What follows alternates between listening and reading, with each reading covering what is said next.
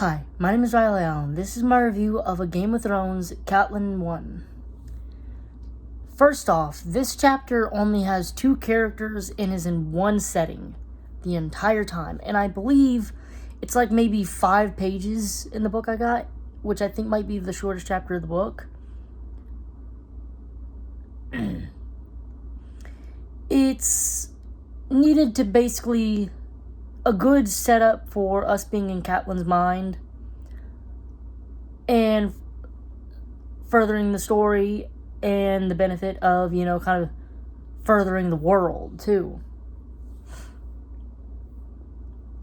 She explains to us the difference between the faith and the old gods, so to say. Not too in detail, but she gives us the cliff notes about how she is of the faith, while Ned in the north is of the old gods, and how she doesn't like going to the godswood of the old gods because she feels so out of place as a follower of the Faith of Seven.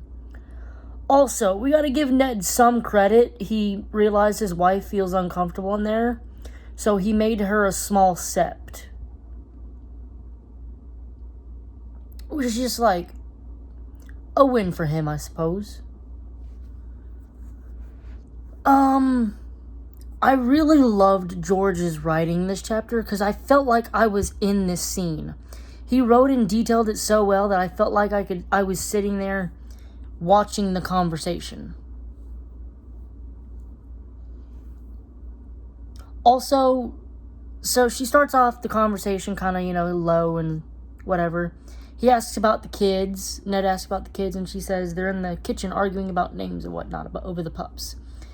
And she mentions that Rickon is afraid. Ned says that he shouldn't. He needs to grow out of that. He won't be a boy forever. He's 3. He's got a point that he won't be a boy forever, and that you do need to grow out of some of those fears, but he's 3. And he was just given a wolf that will be fuck you sized. And who knows how long.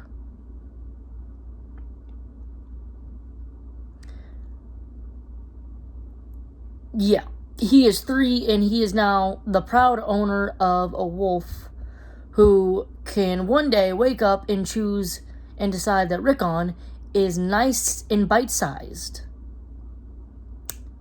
Yeah. Then she reveals the news that Jon Arryn has died. Jon Arryn was Ned's foster father. And he's also Ned's brother-in-law, because Ned married Catelyn and Jon married her sister Lysa. She reveals that Lysa and her son have fled to the Vale, which is the seat of Jon Arryn.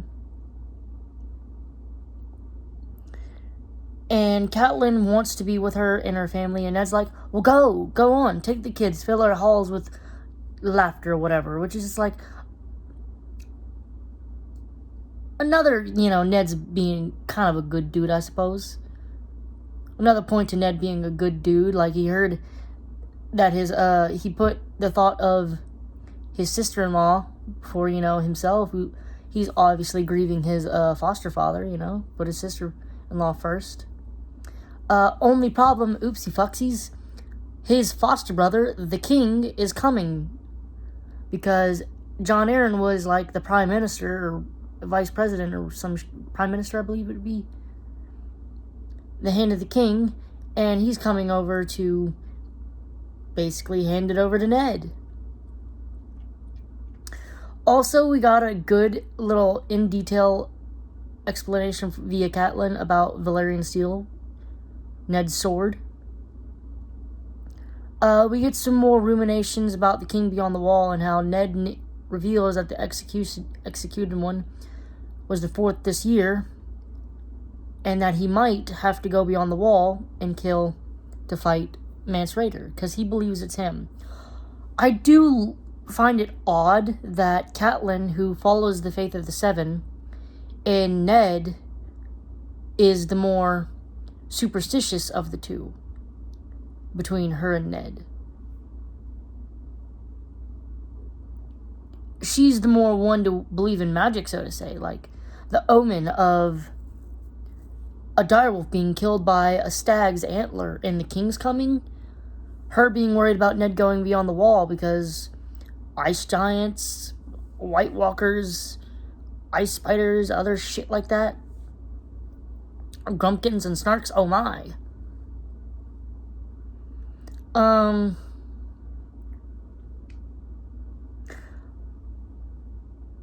Overall, this chapter was a nice, lovely setup, and it moved the story nice along, and it gives us a good feel of who Catelyn Stark is as a character. It also gives us a bit more sense of who Ned is as a character, what Winterfell is as a place, and also the world in general via, you know, Robert, some information about Robert and the Lannisters, and Valerian Steel, and the Wall, and the Wildlings. I'm